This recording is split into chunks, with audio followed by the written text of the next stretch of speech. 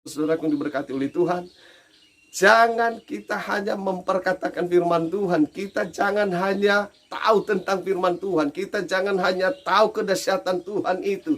Tetapi kita harus tinggal di dalam Dia. Dan firman-Nya harus tinggal di dalam kita. Supaya kita benar-benar tidak hanya sekedar tahu. Tidak hanya sekedar memperkatakan. Tetapi kita benar-benar mengalaminya.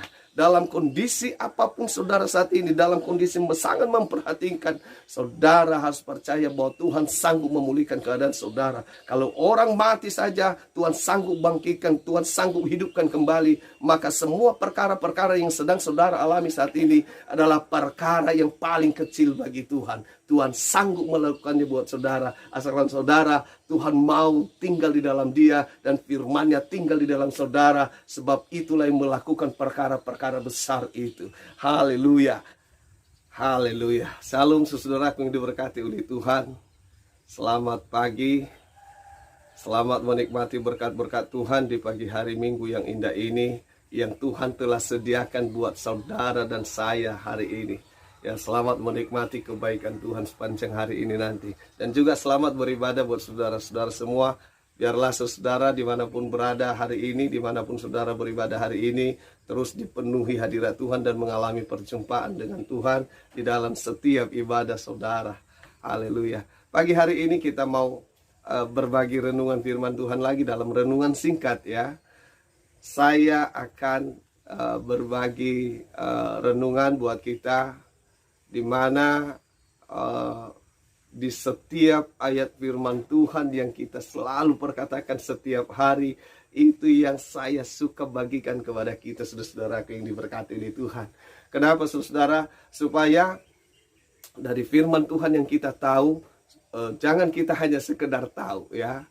Kita tahu tetapi jangan hanya sekedar tahu, tetapi melainkan kita benar-benar mengerti sampai kita mengalami firman yang kita tahu itu. Ya, jangan sampai kita perkatakan firman Tuhan setiap hari tetapi kita tidak mengalaminya ya. Bagaimana kita mengalaminya? Kadang kita juga tidak mengerti. Kita hanya karena dengar, enak mengucapkannya, enak untuk diperkatakan, maka kita juga perkatakan tanpa mengerti apalagi mengalaminya.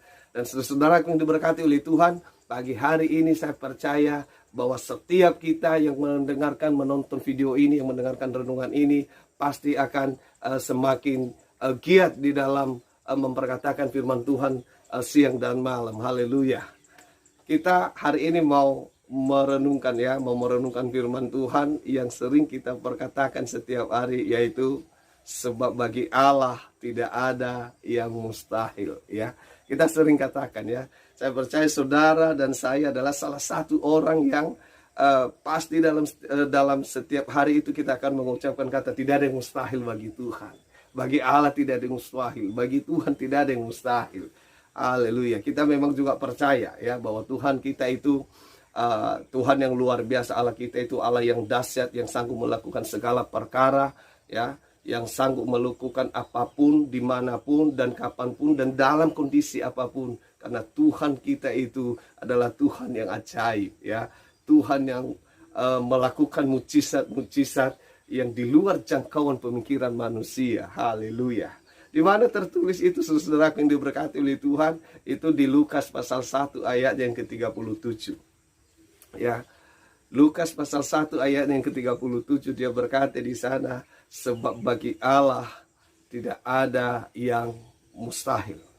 Pada saat orang-orang yang bertanya kepada Yesus, lalu siapa yang bisa masuk kerajaan surga ya, karena pada saat itu Yesus berkata, apa yang tidak mungkin bagi manusia sangat mungkin bagi Allah, atau mungkin bagi Allah ya. Kalau di sebab bagi Allah tidak ada yang mustahil itu di Lukas pasal 1 ayat 37, itu Yesus atau Tuhan atau Allah kita berbicara pada saat Maria mengandung tanpa suami ya, belum bersuami ya, dan kemudian Elisabet yang sebelumnya dikatakan mandul atau disebut mandul, di masa tuanya dia mengandung yaitu Yohanes ya. Disitulah Tuhan berkata, di situ firman Tuhan berkata bahwa bagi Allah, sebab bagi Allah tidak ada yang mustahil. Haleluya, saudara yang diberkati oleh Tuhan. Dan sampai hari ini pun kita semua orang percaya kepada Tuhan suka memperkatakan firman Tuhan ini setiap hari. Bagi Tuhan tidak ada yang mustahil.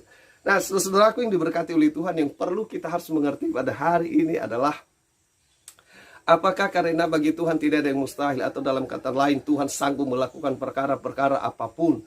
Apakah Tuhan mau melakukannya kepada setiap orang atau kepada siapa saja yang meminta? Sekali lagi, Tuhan memang sanggup ya. Tuhan kita itu luar biasa. Tuhan kita itu dahsyat. Ya, sanggup melakukan segala perkara dalam keadaan apapun, dimanapun, dan apapun itu Tuhan sanggup lakukan. Lalu apakah ya Tuhan mau melakukan semuanya itu kepada siapa saja yang memintanya tanpa terkecuali? Itu yang perlu kita harus mengerti, saudaraku yang diberkati oleh Tuhan. Jadi saudaraku, di Yeremia pun ya, Yeremia 32 ayat yang ke-27 ya, diteguhkan lagi di situ, dia berkata, firman Allah berkata, sesungguhnya akulah Tuhan ya. Itu Yeremia pasal 32 ayat 27. Sesungguhnya akulah Tuhan Allah segala makhluk. Ya. Adakah sesuatu apapun yang mustahil untukku? Ya. Itu seperti Tuhan menantang ya. Tuhan membuat kita semakin percaya diri bahwa Tuhan kita itu luar biasa ya. Lalu saudaraku yang diberkati oleh Tuhan, apakah kapanpun kita menghendaki, kapanpun kita inginkan Tuhan melakukan perkara-perkara itu dalam kehidupan kita, apakah Tuhan mau lakukan ya, atau kepada siapa saja Tuhan mau lakukan ya. Jadi saudaraku, tidak seperti itu, tidak kepada semua orang, tidak kepada siapa saja dan kapan saja Tuhan mau lakukan.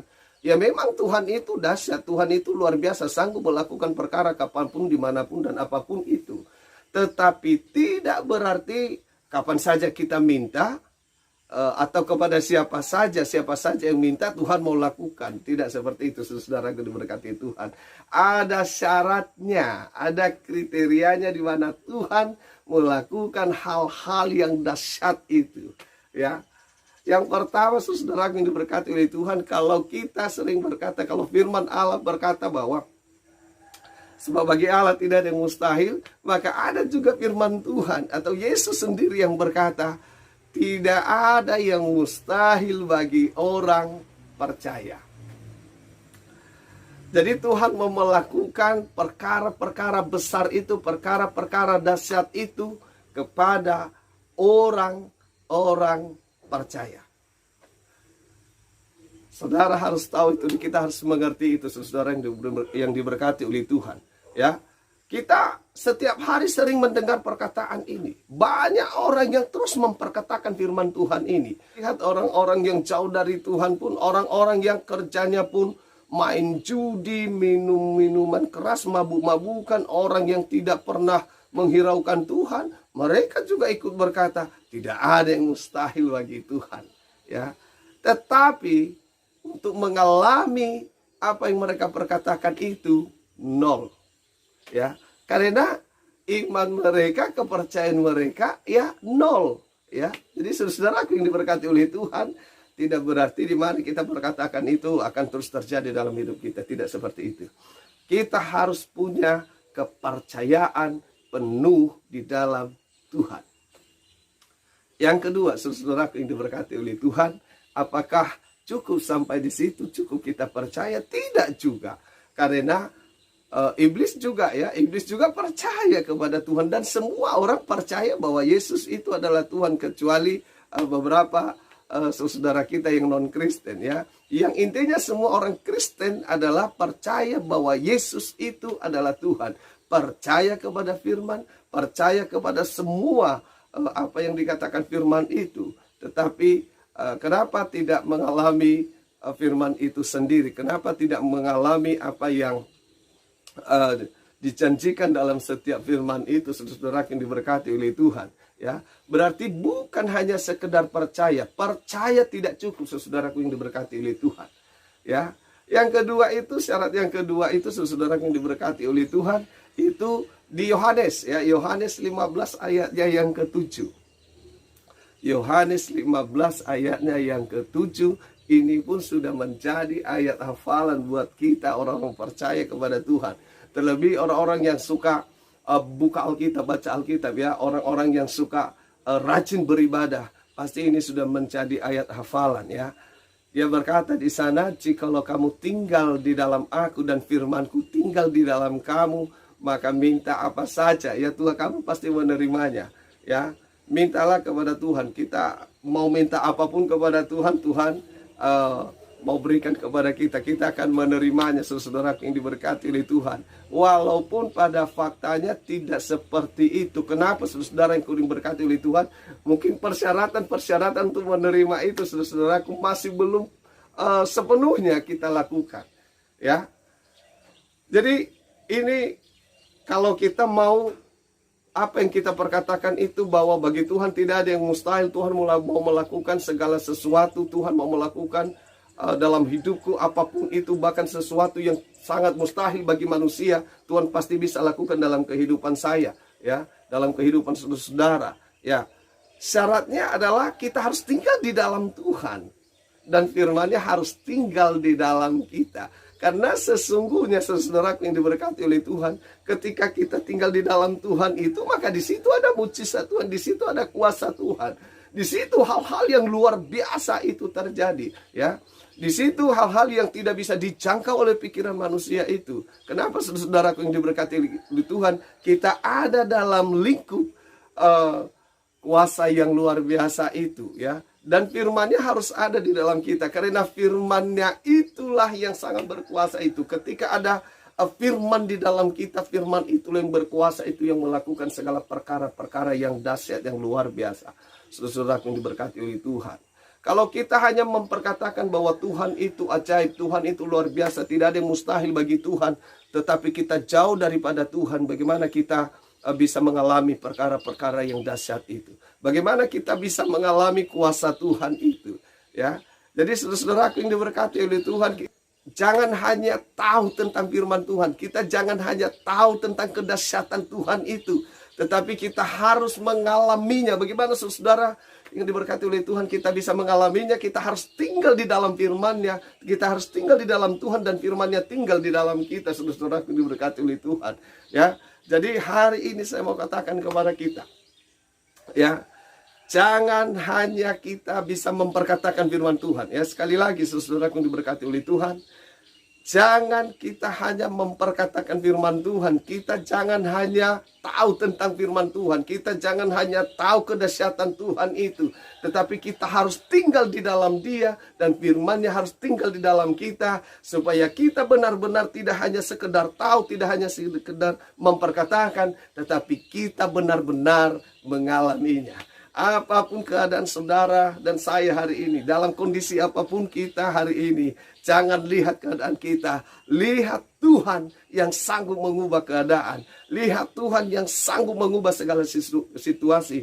Dalam kondisi apapun saudara saat ini, dalam kondisi sangat memperhatikan, saudara harus percaya bahwa Tuhan sanggup memulihkan keadaan saudara. Kalau orang mati saja, Tuhan sanggup bangkitkan, Tuhan sanggup hidupkan kembali. Maka semua perkara-perkara yang sedang saudara alami saat ini adalah perkara yang paling kecil bagi Tuhan. Tuhan sanggup melakukannya buat saudara. Asalkan saudara, Tuhan mau tinggal di dalam Dia dan firman-Nya tinggal di dalam saudara. Sebab itulah yang melakukan perkara-perkara besar itu. Haleluya. Terima kasih buat saudaraku semua. Saya percaya saudara terberkati dengan renungan-renungan yang kami bagikan di media sosial ini. Dan saya juga berharap saudara bisa dukung channel ini, ya, dukung subscribe channel ini, channel YouTube ini, nama channelnya Pendeta Arman Sarumaha, supaya channel ini ke depan bisa berkembang dan menjadi saluran berkat Tuhan buat kita semua. Kita semua terberkati melalui channel ini, dan supaya juga saudara tidak ketinggalan video-video yang akan kami bagikan di channel YouTube ini, ya. Dan kita berharap juga, kita percaya bahwa channel ini ke depan akan menjadi kemuliaan bagi nama Tuhan. Tuhan Yesus memberkati kita semua. Shalom.